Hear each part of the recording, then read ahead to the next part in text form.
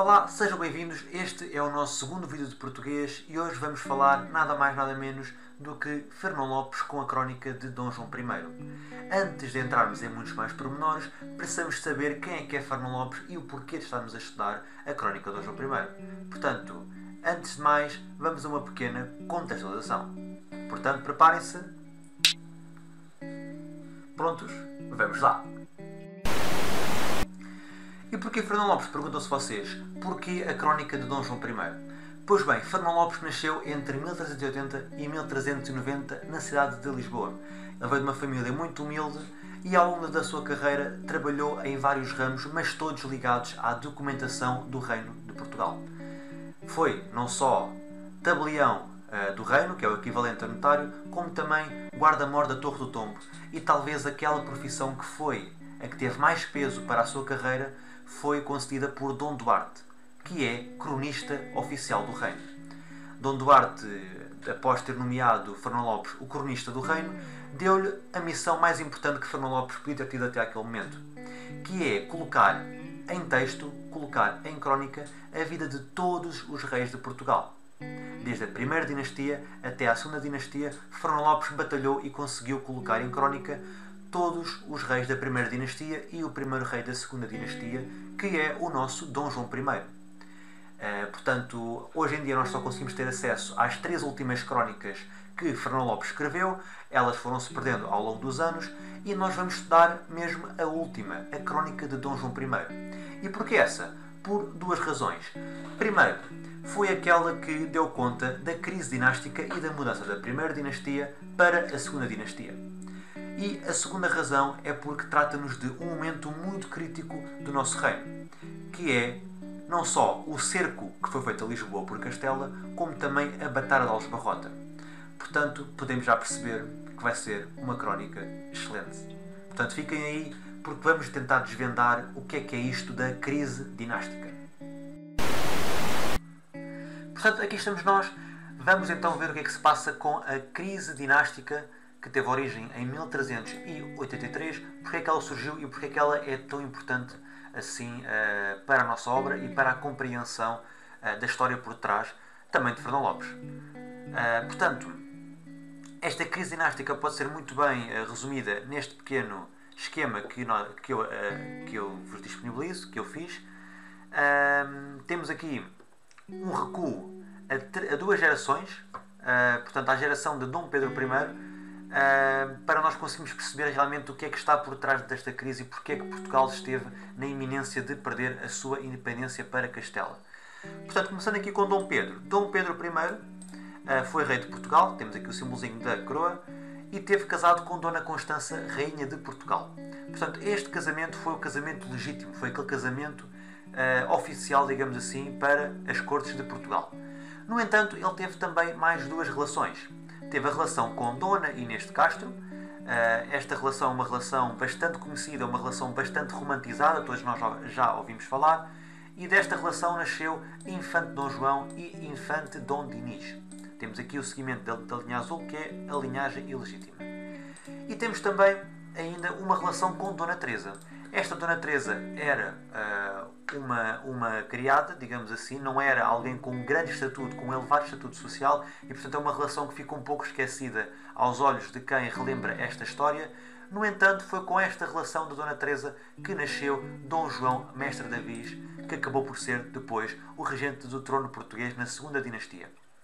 Mas bem, estas foram as relações de Dom Pedro I.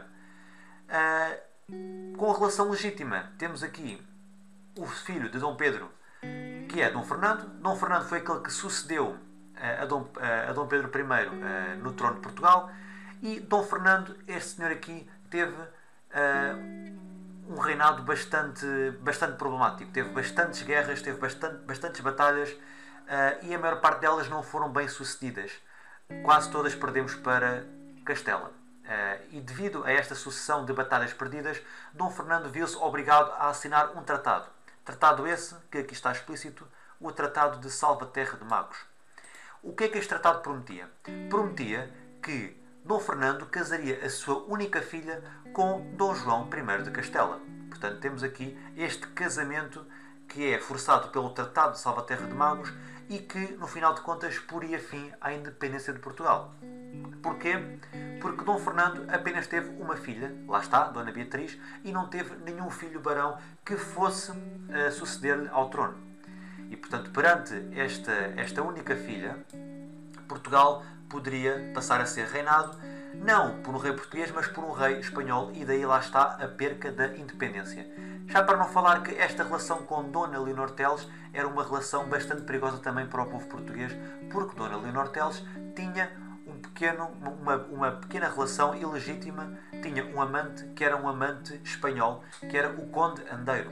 Portanto, esta relação que Dona Leonor Teles tinha com o Conde Andeiro era uma relação que também poderia pôr em causa o trono de Portugal.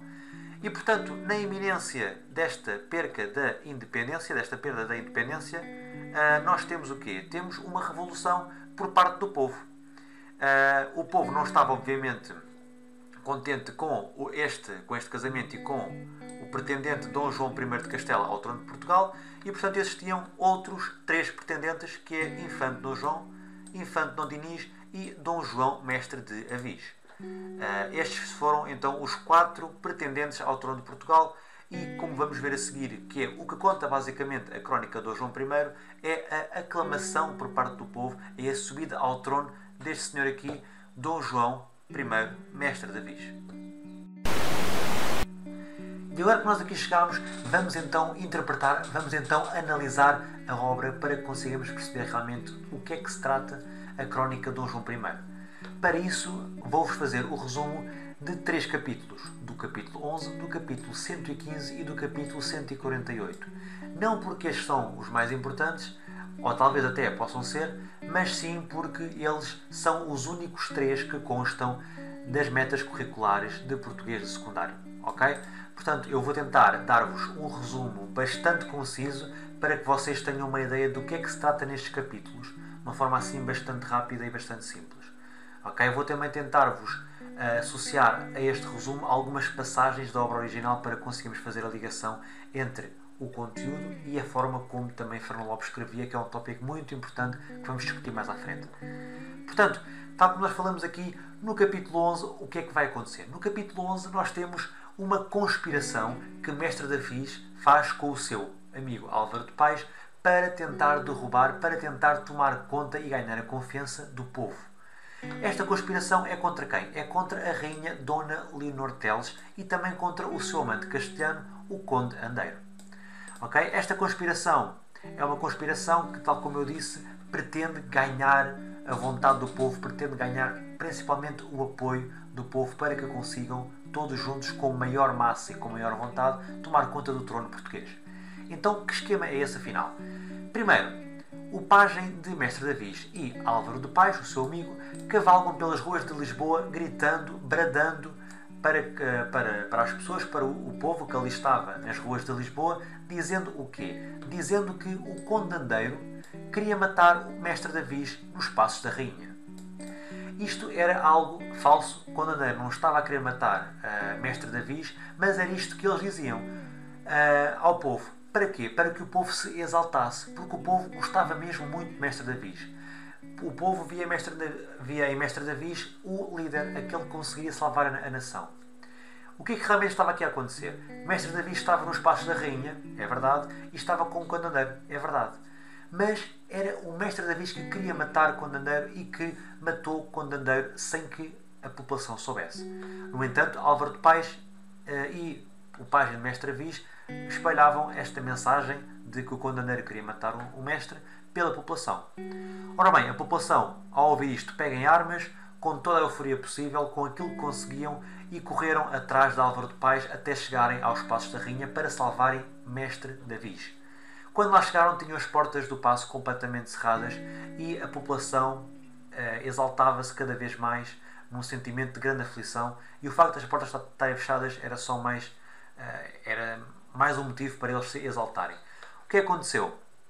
O descontrole foi tal que Mestre de Avis, que lá estava em cima, após ter matado o Conde Andeiro, viu-se na obrigação de se mostrar à população para que as coisas não corressem ainda pior. E, portanto, a população, ao ver Mestre de Avis lá em cima, ficou ficaram realmente todos muito, muito satisfeitos, mas ainda em alguma dúvida porque não conseguiam distinguir se realmente era Mestre Davi que lá estava ou se era algum impostor que estava a querer fazer passar-se por ele. E portanto, ao ver que a população estava de veras inquieta, Mestre Davi lá está, aparece à janela e confirma que ele está vivo, eu sou Mestre Davi, eu estou vivo e eu matei o condendeiro, consegui livrar-me do condendeiro e portanto, posto isto, a população ficou muito mais descansada, mas ficou sempre aquele sentimento de raiva, não só para com o condendeiro, mas ainda para mais para com Leonor Teles, e foi através deste esquema que Álvaro de Paz e Mestre Davi conseguiram a confiança e conseguiram o apoio total do povo para conseguirem tomar conta do trono de Portugal. Após o tumulto, o mestre lá está, deixa os passos e contacta com a população, distribuindo carinho e restaurando o alívio e a alegria do povo. Ok? Isto é o que conta o capítulo 1. É claro que existe toda uma linguagem e toda uma arte de escrita por trás deste capítulo, mas esquematizando por tópicos, este é o conteúdo. Ok? Vamos passar então ao capítulo 115. Não me vou preocupar tanto agora com a forma como está escrita a crónica, porque esse vai ser um capítulo abordado mais à frente. Ok? Portanto, aqui o capítulo 115. O capítulo 115 já é num período muito mais tardio, já é num período muito mais avançado da crónica. Basta só vermos que entre o capítulo 15 e o capítulo 115, aliás, entre o capítulo 11 e o capítulo 115 existem dezenas de capítulos e, portanto, sobre o que é que nós vamos falar aqui no capítulo 115? Aqui nós já estamos já estamos a começar o cerco, já estamos a preparar o cerco, porque Mestre Davi, juntamente com os seus amigos e com os seus apoiantes, previram obviamente que Castela, após aquele esquema que Álvaro de Paz e Mestre Davi organizaram, eles já previam que Castela, que El Rei de Castela, fosse para cima de Portugal com todas as forças, com o objetivo de não só conquistar Lisboa, como também obter o trono português. E portanto é feito uma preparação a este cerco, e é isso que o capítulo 115 nos conta. O que acontece? Mestre e seus aliados recolhem alimentos. O que é isto de alimentos? É gado, é trigo, é todos os alimentos que pudessem arranjar nas terras envolventes. Que terras envolventes eram estas? Como por exemplo Setúbal, como por exemplo um bocadinho mais a norte de Lisboa, um bocadinho mais para a zona do Ribatejo talvez. Estas eram as zonas envolventes a quem eles tentavam recolher alimentos para aguentarem um possível cerco à cidade de Lisboa. A população inicialmente divide-se entre aqueles que decidem fugir para as terras envolventes, para por exemplo Setúbal, e aqueles que sentem-se na vontade e sentem a garra de querer aguentar a cidade de Lisboa perante Castela. Alguns até decidem permanecer nas vilas envolventes de Lisboa, apoiando Castela, porque não queriam ser mortos nem queriam violência. Portanto, existe aqui uma divisão da população. Aqueles que já dentro das castelas permaneciam preparavam imensas defesas, preparavam muros, preparavam torres, armamento, preparavam as entradas da cidade caso houvesse um eventual confronto e uma eventual quebra do cerco. Portanto, existe aqui basicamente uma preparação das defesas do cerco para uma possível invasão de Castela. Nesta preparação não são só referidos aqueles que têm o estatuto elevado, fidalgos, como também alguns parceiros mais próximos de Mestre Davi, mas também mulheres, homens vulgares do povo que, com tudo o que podem, unem-se para proteger a cidade de Lisboa. Existe também uma grande comparação, uma comparação muito simbólica por parte do cronista, por parte de Fernão Lopes, em que compara as pessoas de Lisboa, os portugueses, com os filhos de Israel. Isto é um pequeno dado histórico, que estes filhos de Israel fizeram o mesmo numa altura da sua história para aguentar a cidade. E porquê é que isto é importante? Porque Fernão Lopes compara também o quê? Compara a pequeneza de Portugal, compara os poucos recursos de Portugal a uma superioridade do rei de Castela. Não no sentido de chamar ao rei de Castela o melhor do mundo, não é? Mas no sentido de dizer que Portugal era era mesmo muito poderoso e muito corajoso, muito audaz em estar a combater um inimigo tão grande como Castela. Ok? Portanto, aqui no capítulo 115 temos uma pequena preparação, alguma caracterização dos detalhes que fazem parte da preparação do cerco da cidade de Lisboa. Ok? E, por último, aqui no capítulo 148 já estamos numa situação muito mais avançada. O que é que isto significa? Aqui já estamos a meio do cerco. Ok? Este capítulo é um capítulo bastante triste, é um capítulo que relata acontecimentos bastante tristes. Porquê? Porque aqui começa-se a ver as consequências do cerco, de longos meses de cerco, se não me engano, por volta de 5, 6 meses, em que não era só Castela o inimigo dos portugueses, era também a peste, era também a fome, era também a fraqueza, o cansaço. Ok? E portanto aqui, nós neste capítulo, já a meio de um longo cerco, os mantimentos faltam devido à população elevada, porque todas as pessoas que lá estavam no cerco, dentro da cidade, consomem, não é? Consomem os alimentos e portanto a população era realmente elevada para a quantidade de mantimentos que lá permaneciam dentro das muralhas. A população vê-se assim na necessidade de encontrar mantimentos no chão, pequenas migalhas, e até mesmo procurar alimento fora do cerco, o que corria obviamente grande perigo. O mestre é ainda obrigado a colocar determinados grupos socioeconómicos, como por exemplo grupos com prostitutas, aqueles que não combatiam, judeus, portanto estas minorias eram colocadas fora do cerco, um pouco discriminadas obviamente, não é? Mas porque o mestre viu a necessidade de poupar mantimentos. Ok? Existe ainda quem procura as migalhas no chão, tal como eu estava a referir. Isto são imagens que nós imaginamos horrendas, não é? A fome afeta não só crianças, não só mães. Os filhos morrem nos braços das crianças. Aliás, os filhos morrem nos braços das mães, e isto é realmente uma imagem horrível de descrever e também de imaginar, mas é a realidade do cerco naquela altura. Okay? Uma coisa também muito importante é que a peste não só afetava o pessoal de Lisboa, como também os castelhanos. E foi também um pouco a peste que nos ajudou a vencer o cerco no final de tudo, porque uma grande onda de peste assombrou no final do cerco o acampamento de Castela, e portanto foi a partir daqui que nós conseguimos depois vencer Castela neste cerco. O capítulo acaba com uma forte e emocionante apelo às gerações que depois vieram. Okay? Fernão Lopes diz que aqueles que estão a ler isto, por exemplo nós, os leitores, não é? Que são muito sortudos. E porquê que são sortudos? Porque não tiveram que enfrentar tais horrendas cenas do cerco. Portanto, este é um capítulo que realmente apela aos sentimentos de quem o está a ler.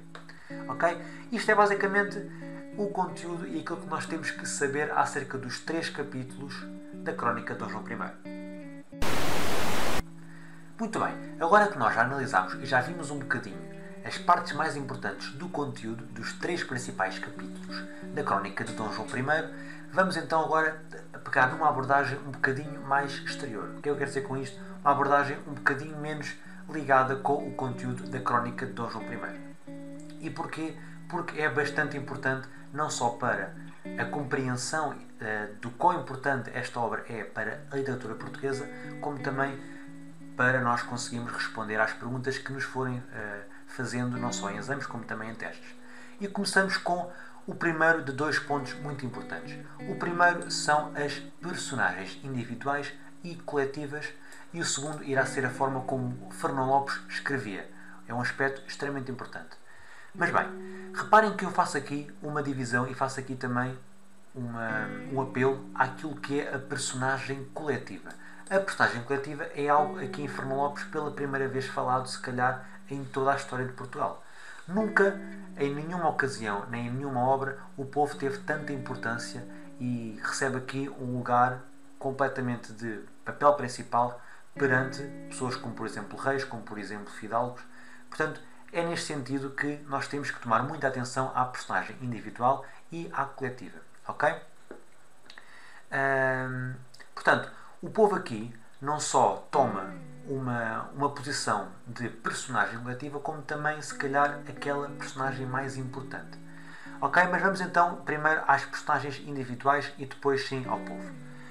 Portanto, eu salientei aqui 3 personagens principais: o Mestre Davis, Álvaro de Pais e Dona Leonor Teles. Ok? Começando então por Mestre Davis. Mestre Davis aqui é um homem multifacetado. O que é que isto significa? Significa que ele demonstra várias facetas. Ele não só, por um lado, é alguém que demonstra ter muitas aptidões na parte de liderança, não é? Ele é um líder nato, ele é alguém muito corajoso, ele é alguém que não tem medo de se chegar à frente e de tomar as rédeas da situação. Portanto, esta é uma faceta de Mestre Davis. No entanto, Mestre Davis não é um deus, não é? Não é alguém super-humano, não é? Mestre Davis continua a ser humano, portanto continua a ter sentimentos, continua a ser alguém que tem medos, alguém que tem receios. E isto é um aspecto muito importante porque aproxima Mestre Davis a uma pessoa completamente normal do povo. E isto, para as pessoas do povo, era muito importante, porque conseguiam rever-se no seu líder. Okay? Portanto, Mestre Davis é um verdadeiro líder. Porquê? Porque consegue perceber e consegue representar os dois lados. Não só o líder inato, não é? O líder nato, aquele que não tem medo de chegar à frente, como também aquele que também tem receios, também tem medo e também se preocupa com o povo. Ok? Portanto, este é Mestre de Davis. Álvaro de Pais, já vos tinha dito que era o Cupincha, não é? Era o grande amigo de Mestre Davis e aquele que, juntamente com o seu pajem, não é? Com o pajem de Mestre Davis, conseguiu o quê? Conseguiu reunir o apoio do povo. Conseguiu com que Mestre Davis tivesse o completo poder do povo e a completo apoio do povo para conseguir depois atacar o trono. Portanto, nesse aspecto, Álvaro de Pais é super importante. Porquê? Porque conseguiu, lá está, engendrar e pôr em prática aquele plano que ambos engendraram. Ok? E, por fim, aqui das personagens coletivas, das personagens individuais, temos Dona Leonor Teles. Dona Leonor Teles, porque é que eu a coloquei aqui? Apesar de ela ser amada fita, ela representa também um pouco as adversidades que Mestre Davis teve que superar. E, portanto, não pode haver nenhum herói se não houver inimigos, não é? Se não houver maus da fita. E, portanto, é isto que Dona Leonor Teles é. É uma mulher que representa o falso governo português. Lá está, porquê? Porque ela, apesar de ser rainha de Portugal, tinha uma relação ilegítima com um castelhano e, portanto, desde aqui só poderia correr mal, não é? Ela não era apoiada pelo povo, nós já vimos, mas tinha algum apoio. Tinha o apoio de quem? Da alta nobreza e do clero. Portanto, de uma pequena minoria, e foi por isso que ela não resultou como rainha de Portugal durante muito tempo. Ela era, então, repudiada pelo povo e era apelidada de Aleivosa. Okay? Aleivosa quer dizer falsa, uma falsa mulher. Okay? Estas são as 3 personagens principais individuais. Agora vamos à coletiva. E a coletiva é que é realmente a mais importante de todas. É o povo. O povo é uma personagem considerada principal e que, tal como eu já disse antes, constitui a grande força motriz, aquela força que vai gerar a revolução e aquela força que vai alimentar esta revolução. Okay? Podemos então não só apelidar o povo de personagem coletiva, mas também de herói coletivo. É aquele que se destaca, é o verdadeiro herói. Ok? E, portanto, este povo não é representado não por uma pessoa, não por 2 nem por 3, mas por um conjunto de pessoas. Que pessoas eram estas? Eram as pessoas que queriam preservar a independência de Portugal. Portanto, do ponto de vista de personagens, estas são as mais importantes e eu chamo muita atenção. O povo com letra maiúscula, é extremamente importante. É a força motriz. Ok? Este é o primeiro ponto desta análise um bocadinho mais fora do conteúdo da crónica e vamos passar então ao segundo ponto, que é o quê? O segundo ponto é a linguagem, é a forma como Fernão Lopes escrevia, que é também extremamente importante e é por isso que é tão reveladora, que é tão revolucionária esta obra na literatura portuguesa.